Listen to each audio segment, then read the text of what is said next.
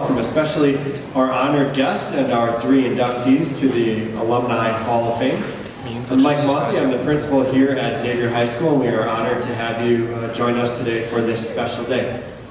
Each year we celebrate the induction of a new member or members of our alumni into the Alumni Hall of Fame, and we do it in front of our students so that our students can see the many paths to living their life according to the plan that God has and contributing to the community in meaningful ways, and this year is no exception. We are honored to have three distinguished alumni here today to be recognized for their contributions to the community and the way that they've represented our Xavier family in their lives. So if you will join me today in beginning our induction ceremony with a prayer, remembering that we are in the holy presence of God. In the name of the Father, Son, and Holy Spirit. Loving God, we give thanks for the opportunity to gather today as a Xavier community to celebrate the great works of Mr. Miller and Mr. Wisniewski and Mr. Van Roy. May you watch over them and their families as we celebrate their lives and the work that they've done in the community. May you watch over all of us that we can live by their example and by your example and live lives of love and service in all that we do. We pray this in your name. Amen. St. Francis Xavier. Amen. Live Jesus in our hearts. Amen. In the name of the Father, Son, and Holy Spirit. It is my pleasure to introduce at this time the president of the St. Francis Xavier Catholic School System, Deacon Ray Dubois.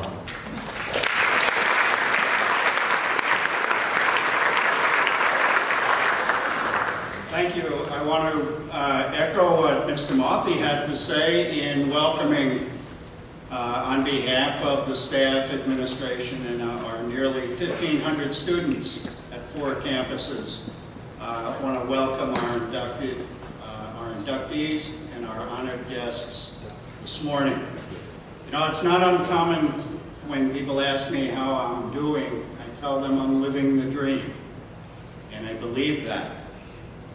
What happens here this morning is you get to see some of those dreams personified. This induction is in many ways the crown jewel of who we are as a Catholic school system. The inductees today are visible proof of Xavier's endgame, the impact of our graduates, the impact that they have through the mark they leave on the world around them. Our inductees also share a common trait other than Xavier High School. Their march toward excellence didn't begin the day they walked into Xavier High School. Each one is a product of that total Catholic school education in Appleton. Mark at St. Therese and St. Mary, Tony at Sacred Heart, and Stephen at St. Marian Catholic Central. At each stage of their Catholic school education, they were nurtured by their teachers and showered with lessons of abundant faith, hope, justice, and charity. From elementary through grade 12, that's our mission as a school system. So we honor the three of you today because you are living proof of what it means to learn in a Catholic tradition with academic excellence. You are true servant leaders in a fast-changing world. And that's the message to our students today. The true value of your Xavier education is measured by who you become when you leave here and what you do when you go out into the world. Grounded in faith, formed in the highest levels of ethics and morality, and dedicated to the gospel mission. To our three inductees, welcome home. To our current students, listen and learn to the lessons you'll hear today from our inductees. And to the many family members and friends, continue to walk with us and support us as we work daily to advance the mission of Catholic quality education in Appleton. Because together we build faith in our future. Thank you.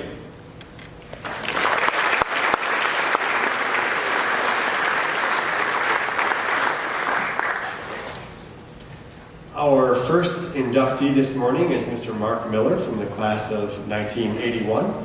Here to introduce Mr. Miller to you is our own Mr. Tom Nisus. Mr. Nisus.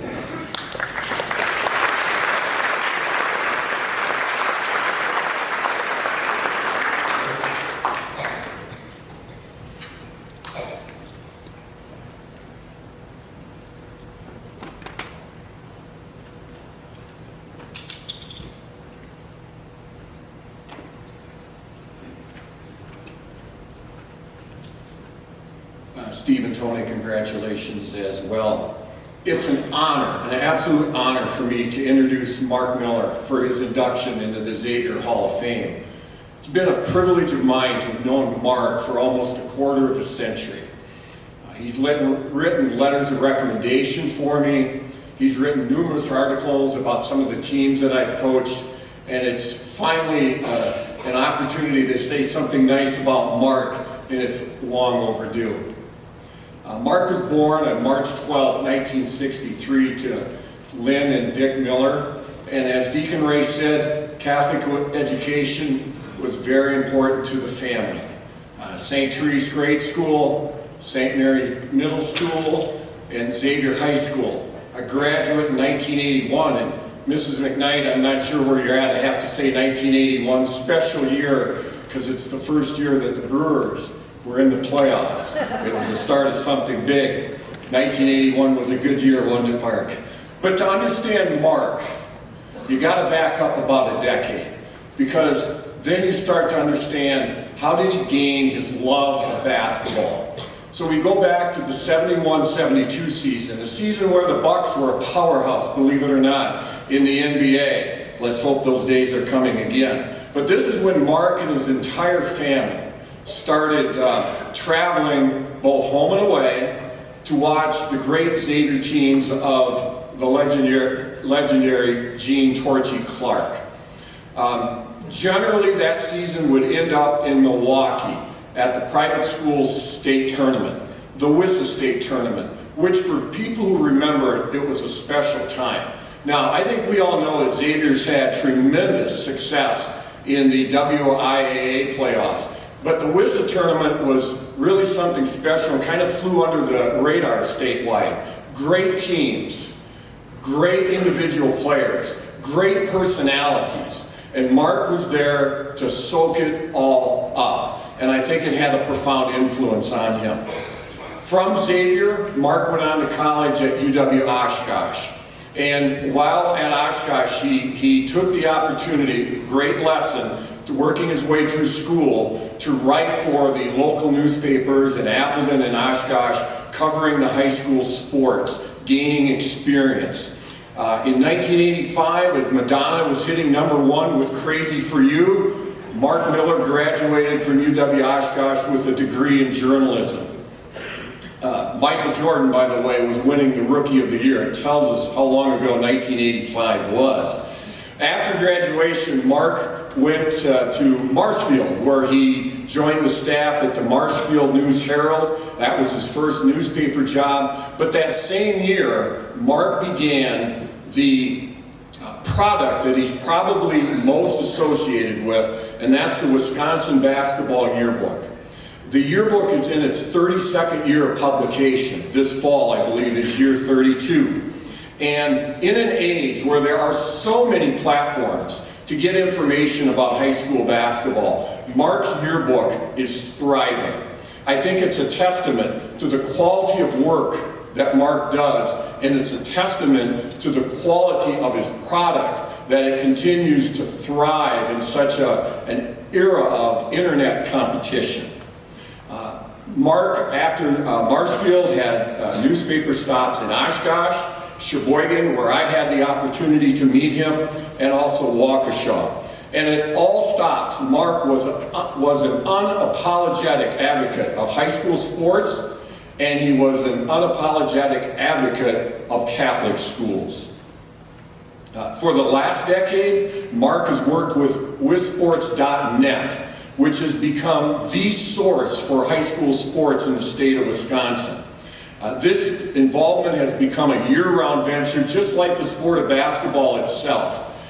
During the season, Mark is traveling around the state, watching games, writing features on players and coaches. During the spring and summer, Mark is on the AAU circuit, traveling around the state, traveling around the Midwest, following some of the best that Wisconsin produces in terms of basketball. Mark has also began a number of tournaments. During the summer, he has his yearbook tournaments around the state, including one in Kaukauna, which is a great event. And he also started probably the most prestigious high school basketball tournament in the state, the Wisconsin Basketball Yearbook Shootout in the Milwaukee area, which features some of the top teams and some of the top individuals in the state of Wisconsin. I think Mark, and it's not just Mark, but Mark was one of the main contributors to the growth of basketball in Wisconsin in the last 20 years. When I was your guys' age, the number of kids, boys in the state of Wisconsin that earned Division I basketball scholarships were about this big. Today, if you look at Mark's yearbook when it comes out in the fall, you're going to see a list this big. And I think Mark is one of the people who helped to advance basketball, to grow basketball in the state of Wisconsin, which has given young people an opportunity to further their education, play basketball, and get a scholarship doing it. Mark has also made tremendous relationships with coaches around the state. Everybody knows him. He walks into the gym, everybody knows who he is. And I think going back to what Deacon Ray said, his success is a lesson for the young people here. Find something you love to do. Get a great educational and spiritual background. Work hard at it. Be willing to change and adapt with the times, and you are set up for long-term success. I also see Mark as an ambassador. He's an ambassador for basketball. He's also an ambassador for Catholic education.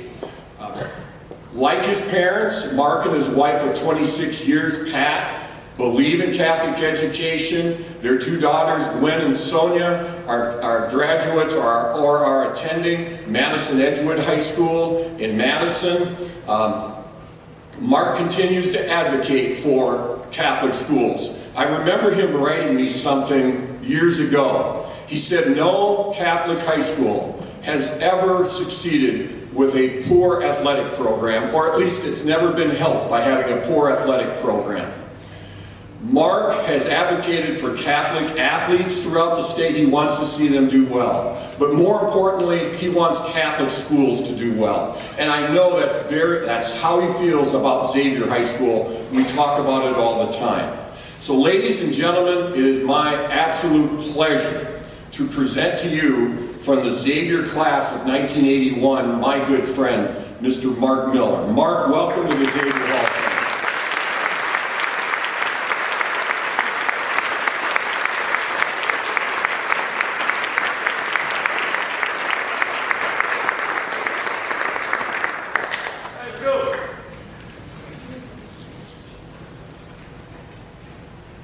Well, thank you, Tom. That was really a remarkable introduction. I really appreciate it. I'll keep the remarks somewhat brief here, but it's going to include some basketball memories. As you know, Coach Heidemann is here, and he was the coach at Xavier when I was a student here from 1977 to 1981. 1977, that's almost 40 years ago now. But that year, in several distinct ways, shaped who I am today. In March of that year, I followed the Xavier basketball team down to the WISA State Tournament in Milwaukee. I was an 8th grade student at St. Mary's Grade School in Appleton at the time. Xavier had a 19-3 record that season and was coached by Mike Heidemann, who was a great player here at Xavier and graduated in 1966 and played for Torchy Clark, and then later became the head coach at St. Norbert College in UW Green Bay. We beat Milwaukee Marquette, a school of 1,000 boys, and generally regarded as probably the top private school basketball team on a year-in, year-out basis. We beat them in the quarterfinals, and then we lost to Racine St. Catherine's in the semifinals of the state tournament that year, before beating La Crosse Aquinas in the third-place game. Well, St. Catherine's had a 6'7" forward by the name of Harvey Knuckles, who not only had a great name, but also would go on to play at Toledo University and get drafted by the Los Angeles Lakers. They went on to win the state title that year. A few weeks later, watching on TV, Marquette University men's basketball team, under the direction of the late Al McGuire, defeated North Carolina for the NCAA tournament championship in Atlanta. It was McGuire's final game as coach, and it culminated a tremendously successful 13-year run as Marquette's head coach. Those two events, the Xavier State Tournament and Marquette winning the national title, perhaps more so than any other games or tournaments, cemented my deep passion for the game of basketball and led to my being involved in the game as a writer and as a scout in the state to this day for both WisSports.net and, of course, with Wisconsin Basketball Yearbook. Another very significant event happened later in 1977. I enrolled as a freshman at Xavier High School. Although I had attended Xavier basketball games since 1972 when I was 9 years old, I was still nervous like everyone is when they enter high school and a bit unsure about the whole situation when I started with 149 other freshmen in the fall of 1977. My transition to high school was made much easier thanks to caring teachers like Mrs. Bates, Mr. Oudenhoven, Mr. Mahoney, Mr. Gosling, Mr. Heidemann, Brother Ed Mason, and many others. Mrs. Bates, I'm going to embarrass you for a few minutes here. She is the lone teacher still at Xavier from my days here. She was a very young teacher back in 1977, but she did an excellent job of instilling in me a love for the written word. I vividly recall her teaching us the Glass Menagerie in English class, among other things. But mostly, I remember that she was very approachable and helpful when questions came up. Mrs. Bates' husband, Mike Bates, was my basketball coach freshman year and has remained a friend over the last 40 years. Thanks to both Mike and Kathy for all they do for Xavier High School. Dennis Oudenhoven was another big influence during my days here at Xavier. He was my English teacher and also my JV basketball coach my sophomore year. I remember asking him after class one day if he needed to be a good student in English to be a sports writer, and he kind of laughed. But he also took me aside and helped me with proper grammar and word usage. As many of you know, Mr. Oudenhoven passed away several years ago from cancer, and there is a very nice prayer garden in his memory here at Xavier. That is absolutely appropriate because I'm not sure I met a person who provided a better example of how to live a life centered on Jesus Christ than Dennis Oudenhoven. The outstanding Christian brothers who served at Xavier during my time at school were also excellent examples of living out a Christian lifestyle. The Christian brothers have been gone from Xavier since the mid-1980s, so many of you have likely no idea what I'm talking about. So a quick background. The Christian brothers lived in community on the campus of Xavier in a home that was taken down when this Fine Arts Center was built. They served the Xavier community for 25 years or so by teaching, by coaching, and by caring for the facility, which needed a lot of care because it had a flat roof and leaked water almost from the day it opened in the fall of 1959. Brother Ed Mason was the athletic director, typing, and religion teacher, and I had him for 2 classes. He lived his entire adult life teaching and coaching and administering in Catholic high schools throughout the Midwest. He was a close friend of our family and a person who always took time to talk to me in the hallways. He would almost always ask how I did in a cross-country or track meet. It was a small thing, but I remember it to this day. It shows that we can all do small things to help people, and those small things can make a huge difference. I was not an excellent student at Xavier. I was more interested in trying to figure out who Xavier would play in the state basketball playoffs than achieving stellar grades. But there is no doubt in my mind that my 4 years here helped to shape who I am today. Xavier taught me to treat others well, how to develop a relationship with God, and to strive for integrity in everything I do. It also taught me the value of a Christ-centered education. Thanks to my parents, Dick and Lynn Miller, who are here today, for sending me to Xavier. When you get the chance, please thank your parents for sending you to Xavier. It is a sacrifice. I know this firsthand. My daughter Sonia, who's here today, is currently a freshman at the Catholic High School in Madison, Edgewood. But I believe it is money well spent. I am amazed at how fast kids grow up today. With social media, cell phones, organized soccer and t-ball from such an early age, the stress level high school students face today is much different than when I encountered as a teenager in the early 1980s. Grades certainly are important. You should always strive to do your best. But there are things more important. Find your niche. Find your passion. When you do that, you will find happiness. Remember to ask Jesus Christ daily to walk with you in your journey. He will be there in good times and in bad, always willing to help. Thank you to Lisa Pfaff and the Alumni Relations and Special Events Department, and to Mr. Milwaukee, the school principal, and the entire Xavier community for this special honor. It is something I hold very dear, as Xavier will always have a special place in my heart. Thanks again to my parents, Dick and Lynn Miller, who have been avid Xavier fans since the Torchy Clark, Rocky Blyer era of the early 1960s. Thanks to my siblings, Terry, who was a 1978 grad, Mike, a 1979 grad, and Julie, a 1983 grad, for being so supportive. Thanks to my good friends from even before my Xavier days, Mark Hearing, who's not here today, works in Minneapolis, John Gosling, who is here today, and Pat O'Connell, who is also here today. Pat and I went to school from grades 1 through 12 and remain very good friends to this day. Thanks also to my in-laws, Alan and Jean Ziegel, who drove up from Oshkosh today to be at the ceremony. Thanks to my wife, Pat, who always believed in me and has been so very supportive of both WisSports.net and the Wisconsin Basketball Yearbook these past 26 years. Thanks to my daughters, Gwen and Sonia, for their love and support. And finally, thank you to my good friend, Tom Nisus. Tom is one of the better high school basketball coaches I've had the privilege to develop a relationship with over the last 25 years. As many of you know, he is also an outstanding teacher. Thanks for the kind remarks today, Tom. It means a lot. Go Hawks, and let's go out and handle Green Bay East tonight and get a homecoming victory. Thank you.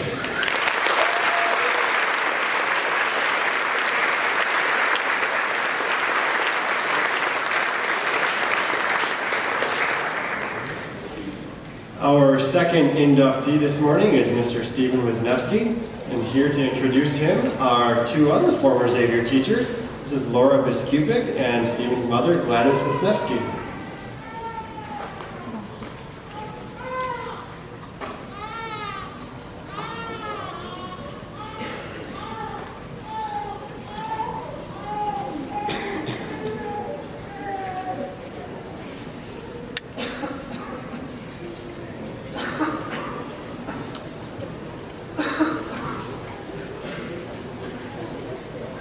As a former journalism teacher here at Xavier and the 1982 sports editor of the Xavier Prospector, I am especially honored to introduce Stephen Wisniewski.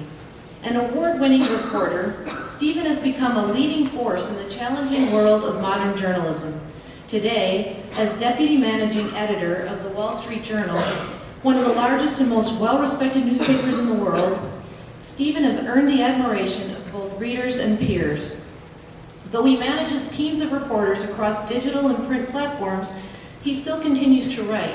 His global beat includes Brazil, and this summer you probably saw a few of his byline stories as he covered the Olympics from his old stomping grounds, Sao Paulo and Rio. Last spring, Stephen graciously gave his former English teacher at Xavier, who happens to be my mother, a tour of his very impressive workplace, and lucky I was able to tag along. As we made our way through the Wall Street Journal building, we could see the easy rapport Stephen had with his co-workers and the reporters he managed. Because we, Xavier students, staff, and alumni, share an affiliation with him, I think we can all take pride in the fact that Stephen's innate kindness, intelligence, ability, and faith have earned him a spot on one of the most recognizable mastheads in the world. Congratulations, Stephen, on your well-deserved induction into the Xavier Hall of Fame.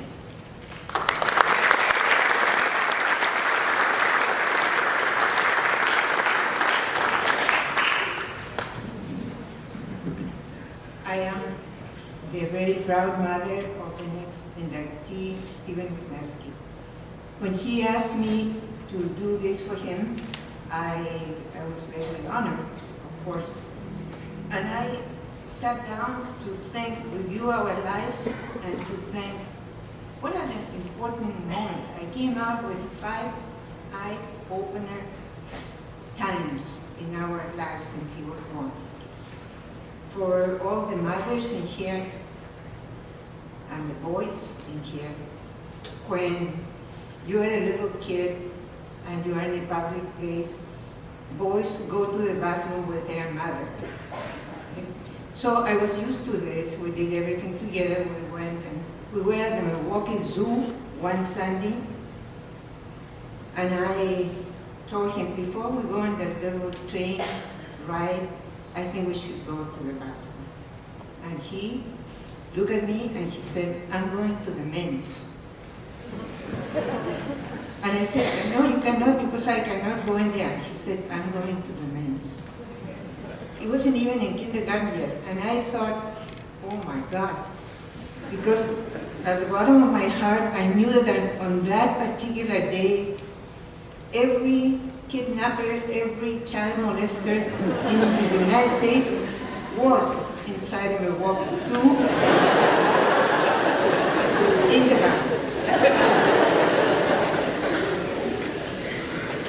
I recovered when I saw him coming out, and I realized this was one separation moment. Years went by, and one day I was presenting a paper at the University of Wisconsin-Madison on a conference in Latin America.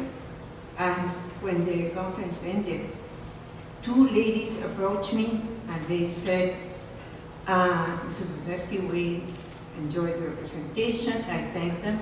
And then they said, however, we think you must be Mr. Wisniewski's wife. And I said, no. Mr. Wisniewski is sitting in there, my husband. He said, no, I'm not his wife. I mean, I am not. No, they told me, you must be Mr. Wisniewski's mother. And I said, no, I am his wife. I'm not his mother. And they said, really? And I said, yeah, actually his mother has been dead for many years. And they said, we are talking about Mr. Wisniewski of the DOT. And I woke up and said, oh my God, my son, that's my son. And he is a Mr. Wisniewski. That's something I had never put next to his name. Then Mr. Wisniewski went into the international field, and when he was bureau chief in Brazil, we spent many Christmas and New Years in there to be with him and to enjoy getting away from Wisconsin. And I remember, this is my third eye-opener, seeing how well he communicated, functioned perfectly well in another language. I knew he knew Spanish, grown up with that, and he had been exposed by going to visit the family in Chile. That was a big, as a teacher of languages, I was extremely impressed with that achievement. Eventually, his job brought him to Dow Jones. This was Dow Jones and the Wall Street Journal. My fourth eye-opener happened when he told me, I'm going to Chile to interview President Piñera, Sebastián Piñera, the president of Chile, and I get a picture of my son inside the government palace with the president of my country. Now, as my president and my little boy, no? That was a big, big moment of recognition for me. The final, number 5, happened about a year ago when,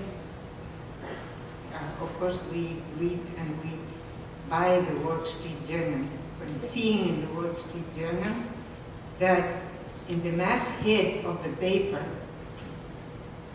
in the same group with Rupert Murdoch, was my little boy, the one that separated from me, going to the bathroom over himself. Those were the 5 things that I have to say in reference to his growth. As a mother, I see him, he has a wonderful sense of humor. And he has power of transforming a regular average day into an exceptional one. All the time, it's fun to be with him. He has this into his sons and his wife. Where I look at these kids, they don't say, oh, summer is over now. They look forward to every season, to everything. Everything you are doing with Stephen is a very extraordinary special thing. So that, as a mother, makes me very happy. Finally, to the students at Xavier High School, where I spent 20 wonderful years, I know, you know, your parents know, you are God's gift to your parents, to your teachers. You have been entrusted to your teachers. Your teachers are the true architects of all the foundations of your life. You thank them today.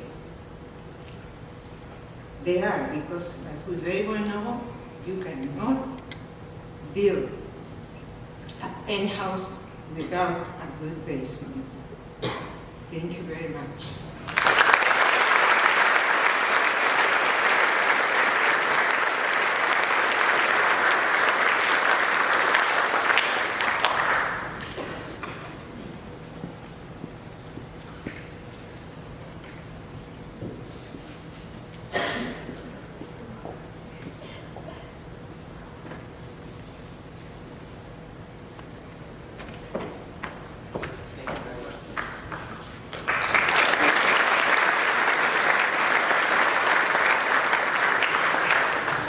So Mr. Wisniewski is going to have a hard time following up Mrs. Wisniewski.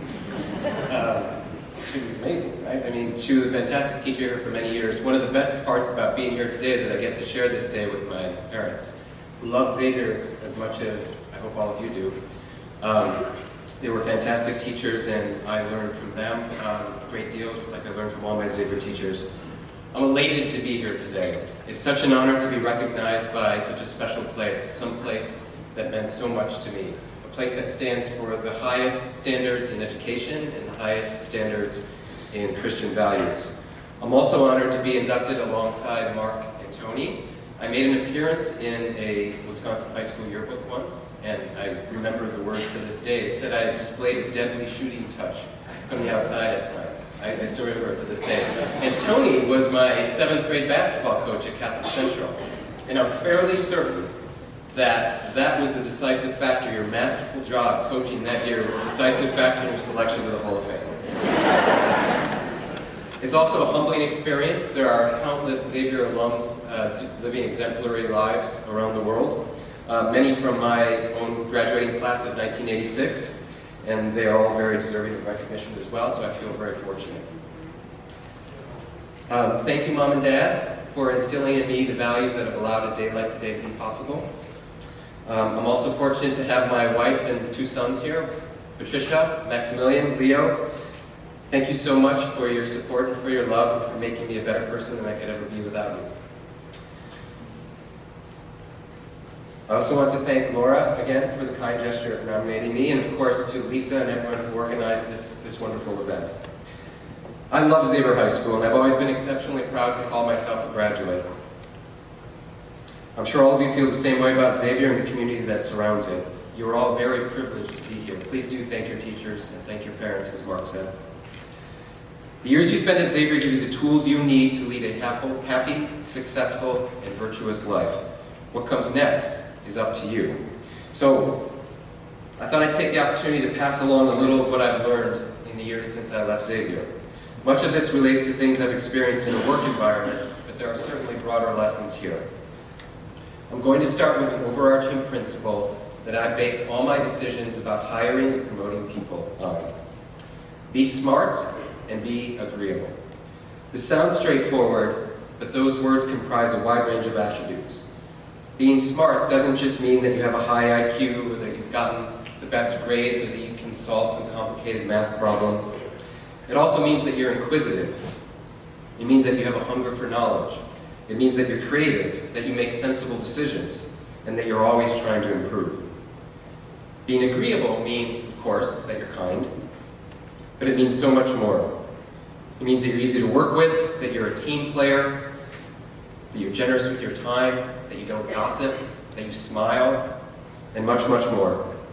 Certainly, innate talent and technical skills that you acquire are important, but being smart and being agreeable are what will truly set you apart. For me, when I'm trying to fill a job opening, I can accept a lack of experience or a lack of particular expertise if the candidate is especially smart and agreeable. I can teach someone technical aspects of the job. I can't teach them to be smart or to be agreeable.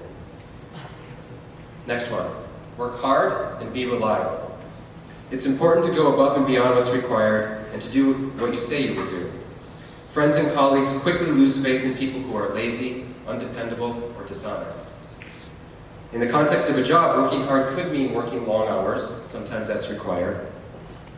But what it really means is being productive, being diligent, saying you're going to do something and then delivering on that promise. It means being the kind of person who says, sure thing, you got it, on it right away, and then doing what you said you would do. It means being a doer, not a talker, not someone who follows and allows everyone else to do the heavy lifting while you take credit for it. It also means not thinking you're above certain tasks. It's important to pay your dues. I often come across young professionals who feel entitled to a bigger role than they really have the experience to do. And they refuse or they resent to do entry-level work. Don't be like those people. Every experience you have teaches you something. It prepares you for the next step. It makes you better. Be prepared. Number 3, you always have to put your best foot forward. You have to be as ready as you can for any situation. You've probably heard the saying from Ben Franklin, by failing to prepare, you're preparing to fail. That is absolutely true. I can't tell you how often I interview people who haven't done the most basic preparation for a meeting. They haven't done research on the company. They haven't thought of some ideas that they might try to implement if they were in the job. They haven't even read the Wall Street Journal, which is the biggest sin. By the way, you should all read the Wall Street Journal. It really is the best publication in the world. When you fail to prepare, you are limiting your opportunities, and you're being disrespectful to others who expect the best from you. And that could be applied here at Xavier. It'll be applied throughout your life. Also, it's not just about preparing for scheduled events like a game or a show or a particular meeting that you know is on your calendar. It's also about being ready to take advantage of opportunities that could arise at unexpected times and could be life-changing. Which leads me to the following tip, one that's particularly relevant to me. Be adventurous. Make the most of opportunities that come your way, even if they take you out of your comfort zone. I had the good fortune of speaking a foreign language when I was growing up, and also traveling quite a lot, as my mom alluded to. Once I graduated from high school, I had an itch to continue seeing the world, and when I was in college, I had some opportunities to continue traveling abroad. And that was fantastic. I truly was lucky. Once I graduated, I went to work as a transportation planner for the state of Wisconsin, once I graduated from college. I enjoyed my job, I had a great group of friends, and I absolutely loved living in Madison. One of the people I befriended on the job was a guy named John. He was an oddball of the first order, and he'd be the first person to tell you that, so I don't feel bad saying that. Though he was American, he'd lived in Brazil for more than 2 decades. He was doing all sorts of jobs there, and he had for some time worked as a journalist. John was at the DOT, the Department of Transportation in Madison, while he was getting treatment for cancer. John was 25 years older than me. Despite that difference in age, we formed a bond, in large part because of our shared interest in Latin America. As my mom said, I was born in Chile, and I traveled a lot when I was growing up to Chile and also to a few other places in Latin America. John had lived in Brazil, so we had a connection. He was an interesting guy. John recovered, thankfully, and he's still alive today. He moved back to Brazil, and about a year after going back to Brazil, he called me out of the blue. He said he had an opportunity. He had just been appointed as the English language editor of a Brazilian newspaper, and he needed translators. Did I want the job? He was going to call me back in a week to see if I'd accept. So I weighed the pros and cons. I'd never been to Brazil. I didn't speak Portuguese. I loved Madison. But this was a golden opportunity to experience something new and to grow. What did I have to lose, I thought. So I drove up to Appleton to tell my parents of my harebrained scheme, which to them didn't actually sound all that harebrained. Each of them had made a decision years earlier to move halfway around the world to pursue what they wanted to do. They fully supported it, and I'm forever thankful of that. They didn't stand in the way at all. Once I decided I would go, most people were supportive. Some thought I was crazy. Who would lead a great job in a great place like Madison? Who moves to a developing country like Brazil if you've never even visited the country? It was the best decision I ever made. I took my first footsteps into journalism, and I met Patty, my wife, on my first day on the job. I don't horse around, I get the job done. Several months later, once I had learned to speak Portuguese reasonably well and had become familiar with Brazilian news, I met the bureau chief for the Dow Jones News Service in Brazil. We met at a party. She said, hey, I have an opening. You've been working as a translator. Why don't you come take the test? The writing test, the journalism test.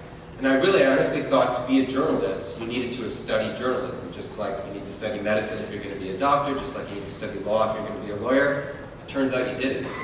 At least I didn't in my case. So I took the test, I interviewed, I was hired as a correspondent. I was completely unprepared for that. But I was hired. I was fortunate. I was in the right place at the right time. Now, nearly 2 decades later, I am still with Dow Jones, the company that owns Dow Jones Newswires and the Wall Street Journal. And I've had countless opportunities, all because I took a chance. I grabbed an opportunity, I changed my life completely with a decision, all for the better. Another takeaway here is that you should be open to all sorts of people. You never know what that person, when that person that you meet, someone who you wouldn't have thought you'd have a connection with, could open up entirely new avenues for you.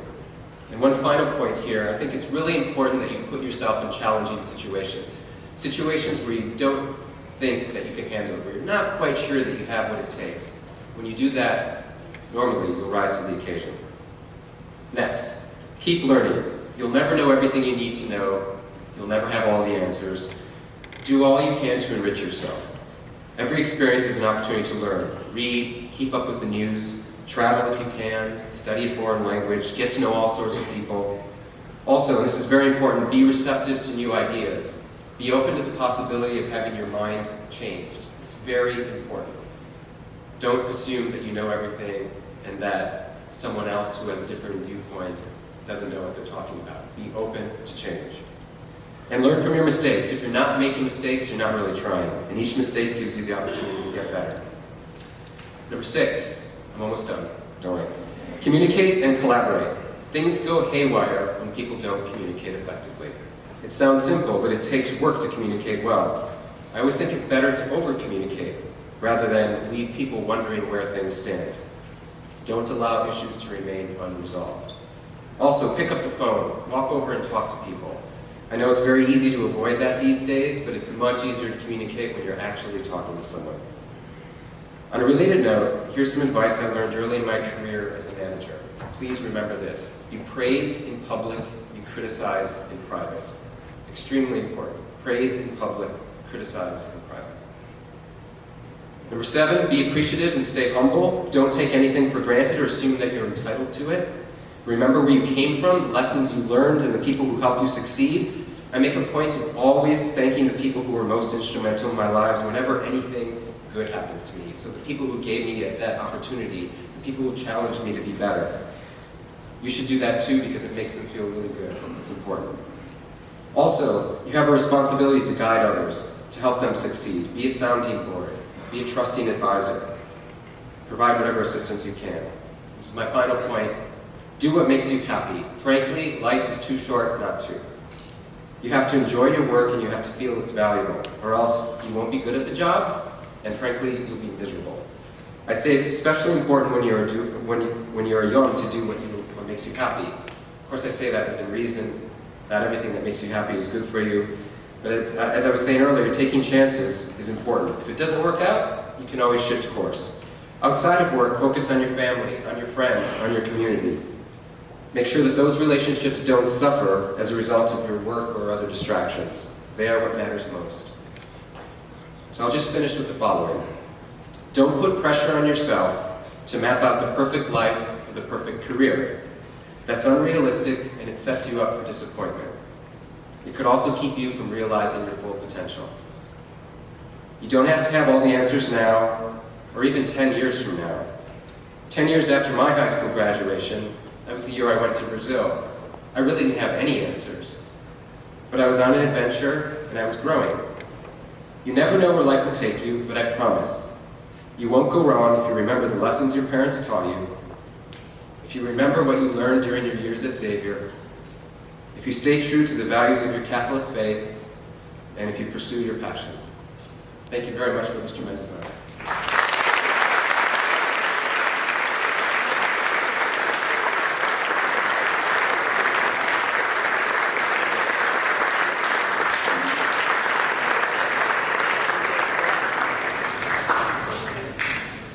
Our third inductee this morning is Mr. Tony Van Roy, and here to introduce Tony to you is quite a triumvirate.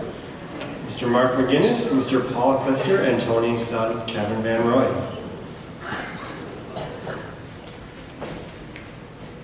Hello, everybody. This truly is an honor. When Tony called, he rekindled so many memories for me and our family, and just wonderful times. So we have 4 children. 3 of the boys had the great pleasure of being coached by Tony. So I had an opportunity to talk to them, and I said, just share some ideas, share some thoughts, share some things, and they shared up lunch, and it was really cool. It was really cool. So I want to just share a couple of things that my sons Dan, Tom, and Jack wanted me to tell Tony. Dan said during a pregame speech, when Van Roy spoke, it really never had anything to do with the game plan or basketball. Just a great little piece of life advice. He told us a story about him coming home and running out of gas. He said, well, whenever you think you've run out of gas and the tank is on E, just get out of the car and kick the crap out of the tank. You'll always have just enough gas to get home. And to this day, Danny said that helps him get through a lot of things, and when he thinks he doesn't have a little left in there, he thinks of Tony. Tommy said, Coach, everyone always looked up to you because you kept your composure and kept calm. I'm thinking, I saw this guy on the sidelines. I don't remember that part. And confident regardless of the situation. It was always so easy to talk to you. I always appreciated that you cared more about me as a person than as a basketball player. Jack, Tony was the ultimate player's coach. He was always there to keep it in perspective, win or lose, good player or stupid turnover. He always had a valuable and oftentimes a really funny thing to say when I sat next to him on the bench. His work ethic and toughness were contagious and made his players not only want to be better basketball players, but better people. Congrats, Coach. As a parent, we all recognize that we are living through a crazy world of youth sports. Tony, for me, and Brenda was always a super refreshing man to know that our children were spending time with. He got it. He's the epitome of being real and keeping life in perspective. He often shared very personal things with his players that a lot of coaches weren't willing to do. Life lessons that he learned, mistakes that he made, things that he did right and wrong, and it really, truly made a big difference. Our family loves Xavier, and the spirit of how our lives have been shaped being a part of this amazing community. Most coaches make it to the Hall of Fame based on wins and losses. Tony's making the Hall based on being the greatest husband, parent, role model, and ambassador of how our Christian community at Xavier wants our athletes to grow and represent all of us. So on behalf of our family, congratulations, Tony.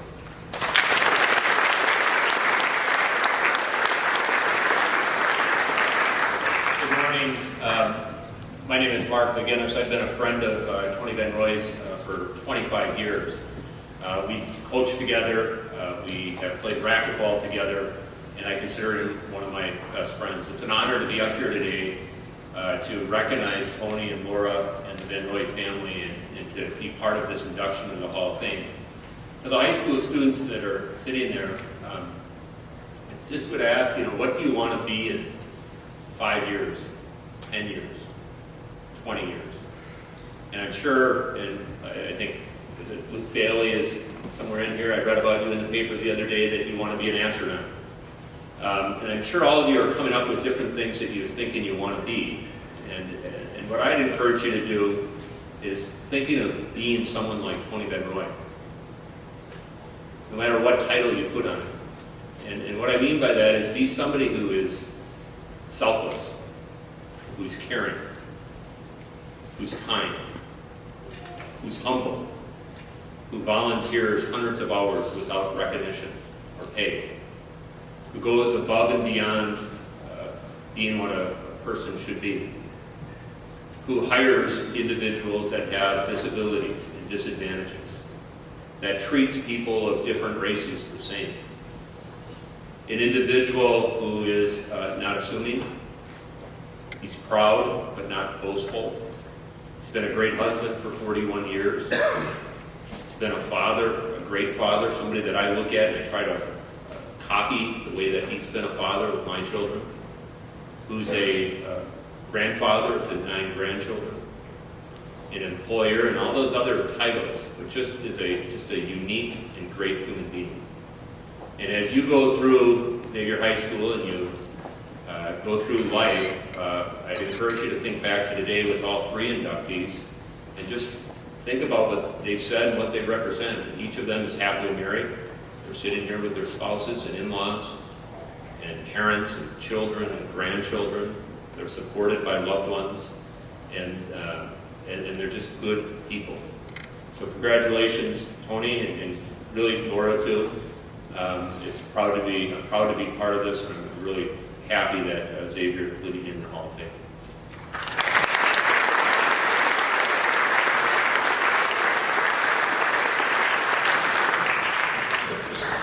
So I'm Kevin. I'm one of Tony's 4 kids. I know my dad had 2 different perspectives, a dad and a coach.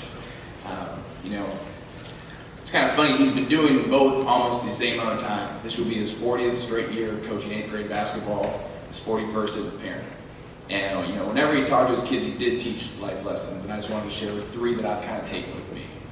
Number 1, make good decisions. When you played for my dad, if you made a bad decision, he'd yell at you. He would maybe take you out of the game. In the worst case scenario is you lose the game. But in life, you make a bad decision, it can stay with you for the rest of your life. Number 2, hustle. I still hear him on that bench yelling at those kids, hustle, hustle. And he always talked about just hustling. And basically, it meant a lot to him because that's where he is today is because he hustles and he works hard. The 3rd one is be a good teammate. Not all the guys, go on to play sports after 8th grade. But just because you're not on a team doesn't mean you're not a teammate. You're always on a team. Being on a team is being part of your school, your class, your community, your parish, your family. So it's really important for him to be a good teammate. So as I mentioned, I know him in 2 perspectives, a dad and coach. I want to share a quick story about when those 2 perspectives met, or should I say collided. My best memories growing up was, going to my dad's practices and just being in the gym, traveling with him to games, sitting behind the bench, and I loved it. I could not wait to play for him in 8th grade. When that year came, there had some ups and downs. As you can imagine, it's hard to play for your dad, and it's probably hard to coach your son. That year, there was many car ride homes or dinners where I quit the team or got kicked off the team, but luckily for me, my mom always let me back on. So, but it was that year we were a good team. We weren't great, and we ended up going to the tournament, and we ended up making the championship game. And we played awful for the first 3 quarters, especially me. I remember him at the 4th quarter saying, listen, forget those last 3 quarters. Just go out there and give it everything you got. Let's just see what happens. Well, in that quarter, we did what he taught us. We made good decisions, we hustled, and we were great teammates. And we won the game. And we won his first championship. And I scored the winning basket. So it was awesome. It was a moment that I was happy to share with him. I'm happy to share so many moments with him, but especially today. So I'm proud to introduce my dad, my coach, Tony Van Roy.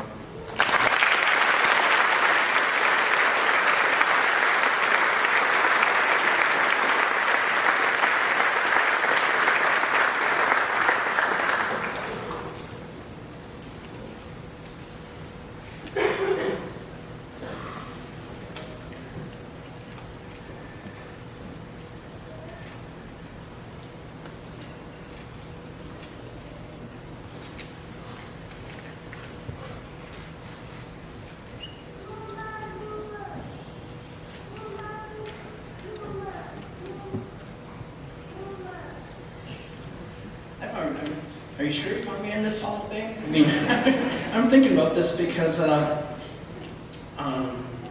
tell you what, I love this school, and I'll tell you more about that in a little bit. I just want to congratulate Steve and Mark. Mark, I knew your family, your dad coached me.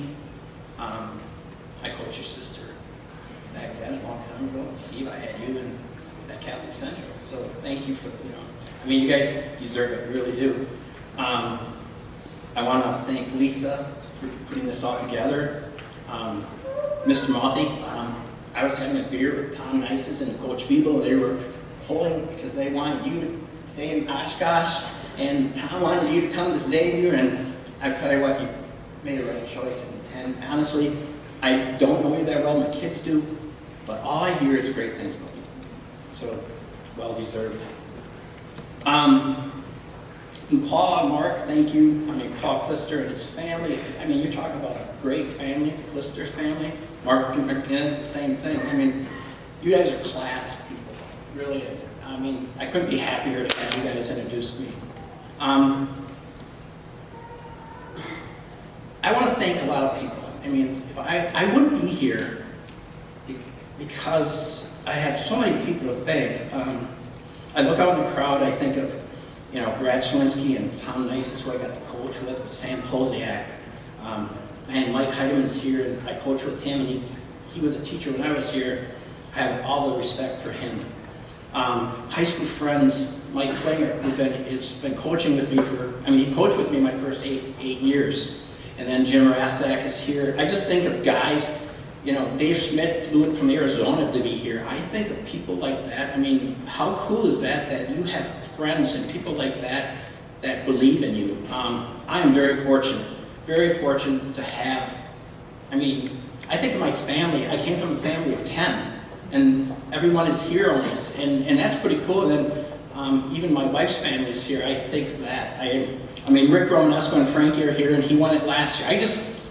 You know what, if I tell students one thing is surround yourself with good people. Because that's really important, because your decisions in life are easier when you have good people around yourself. So, coaching, I probably coached 1,000 kids. 40 years I've been coaching in this Catholic school system. I started back in 1977. Think about it, I was 18 years old when I started coaching. So I'm no different than a senior right now. That's when I started coaching. The day I graduated, I started coaching basketball from Xavier. I was young. I was really young back then. But I never changed. In 40 years, I never changed my style of coaching. I believed in old school coaching. Bill McGinnis would tell you that. He refereed my games. And I believed that kids should be told the truth. And when I coached, I told the kids, if they weren't playing bad, I told them. If they were playing good, I told them.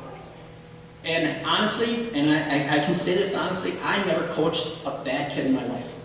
Every kid I ever coached was a good kid. Sometimes you had to dig deep to find the goodness out of them. But each kid, and I'm going to tell you honestly, every one of you guys have goodness in you.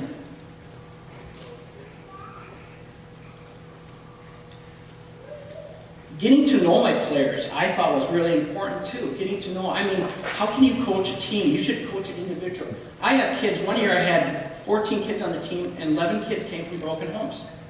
Now tell me, if I coached you all the same, it wouldn't work. Sometimes I had to find out what made this kid click. Coming from a broken home is not easy. So I always made a point to know my players. Always know how many sisters they had, how many brothers they had, who's picking them up tonight, maybe even what your dad do for a living, stuff like that. I made a point to find out about each player. And that's probably why, do you call me a successful coach? I really don't know because of wins and losses. I don't know. There's probably a lot of coaches out there who are maybe smarter than I am, but I believed what I had was, I got to know you. I got to know the players, and I thought that was really important. The other thing is just respect. I respect every one of my players. But I asked them to respect me too. And that's how we worked. And I was just, like I said, I was very, very fortunate. to have. If I look back in my life, do I have any regrets? The only regret right now is my mom. My mom would have loved to be here. She was the greatest Catholic person I knew. She loved Sacred Heart, she loved Xavier. It was unbelievable. So my only regret would be my mom not being here. The thing some people always ask, what's the most things that you're proud of? I'm honestly, the most thing I am proud of is my family.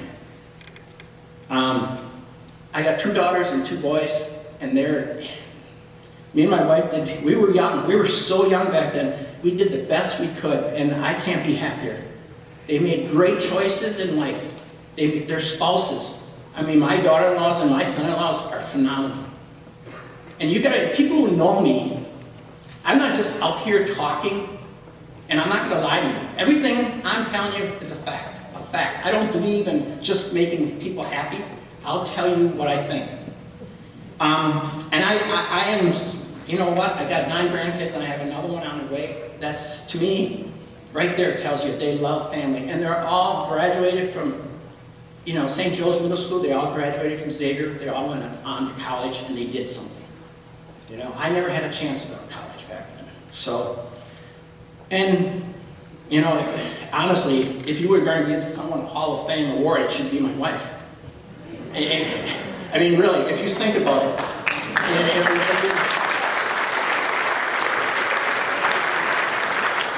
and I'll get into that a little bit. Why? And I'm going to tell you why I love Xavier. And all I can tell you about my wife is, put it this way, I wouldn't want anybody to be she's my shotgun rider. And she always will be my shotgun rider. So, talking to Lisa, she said I should talk and maybe talk to the kids. I don't know. I'm going to tell you a story. And it's very personal to me. And maybe it's something you guys maybe will learn from. And every time I talk, even when I coach, when I talk, I always, hopefully, maybe it will affect someone. Why do I love this school? When I was a junior, my wife, who was my girlfriend, was pregnant. So what we did was, we put Xavier in a huge spot. So when she was like 8 months pregnant, she had to leave school. We got married. Believe it or not, we were married. I was a senior and she was a junior at Xavier High School. And the reason I'm telling you this story is because it happens. You guys are going to have a lot of curves in life. You guys are going to face a lot of things. But you can make the right decision and you can get out of it. I mean, you can get out of the bad decisions because there's goodness in all you guys. There is. I don't care how deep you got to dig, you'll find it. So, here I am at Xavier as a senior. I'm driving my wife to school. She's a junior. We rented a small apartment by the airport on top of a farmhouse. Xavier let me go at noon every day as a senior. I went to work. I was a mason tender. I worked from 12 o'clock to 5 o'clock. Then, at 5 o'clock, I cleaned offices. Then I would come home around 9 o'clock, and I had school the next day, so I had to study. Well, I'm telling you right now, math and social studies and history is not going to do it for me. I'm just telling you, it's not. You talk about a life lesson. I need to support my family. So Xavier let me go at noon. Xavier didn't make me pay tuition for me or my wife. The brothers and nuns were phenomenal here. It was tough, but it worked out. It really did. And I look back at Xavier and I thank Xavier every day. So I never went to college. I just worked. And I got into coaching right away. I figured I could give back. So in 1977, I started coaching. And I never stopped. I've been coaching And I got, in 2 weeks I start again. We started basketball at St. Joe's Middle School. Xavier Middle School. And here I am. I'm coaching again. I was raised in a family of 10. My mom and dad never had time to come to watch us play. They always worked. My sisters kind of raised me. And I talk about ethics and work ethics and stuff like that. I tried it. Every time I coach, I look at kids and I think, you know what? I think you guys out there now, juniors and seniors and freshmen and sophomores, there's drugs, there's alcohol, there's all the decisions that you guys are going to face. But you guys can face it. In 1975, someone once said to me, how can you be a father, more or less a husband, when you're a junior in high school? And I said I would work at it. In 1977, I started coaching basketball. Someone said to me, how can you coach basketball? You never played varsity basketball. And I said I would work at it. 1985, I started a business. Once again, people would say, well, how can you start a business? You don't have no college education. And I said I would work at it. So, 1975 when I got married, I've been married for 41 years. I've been coaching basketball for 40 years. I've been running my business for 30 years. Because I worked at it. So it's just something, like I said, do I deserve it? I don't know. And I really don't care. Tell you the truth, I lived my life the way I wanted to live. And I raised 4 kids. I got 9 grandkids. I can't be happier.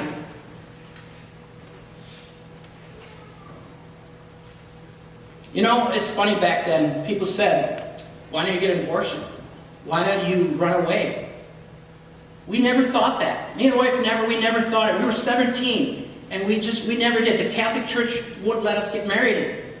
But we never not went to church after that. We always went to church. We got married in the Catholic Church 10 years ago. 10 years later.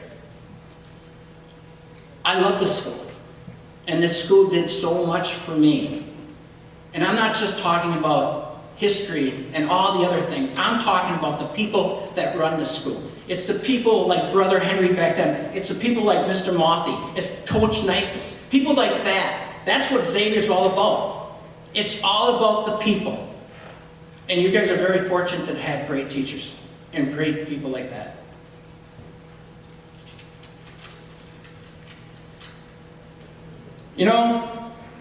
Just remember, you guys are going to have some tough times. And you can get through it. You know why? Because I did it. That means you guys surely can do it. The one passion I have, it's funny, the one passion I do have is music. And there's a phrase in this song that I'm going to read. And it makes so much sense. The song is called Dream Big. Coach Nason knows exactly what I'm talking about. And it says, it says, and when you laugh, make sure you to laugh out loud. Cause it will carry all your cares away. And when you see the beauty around you and see it in yourself. And when you pray for strength to help you carry on when trouble comes your way. And when you dream big. Dream as big as the ocean. Because when you dream, it might come true. So why not dream big? Thank you.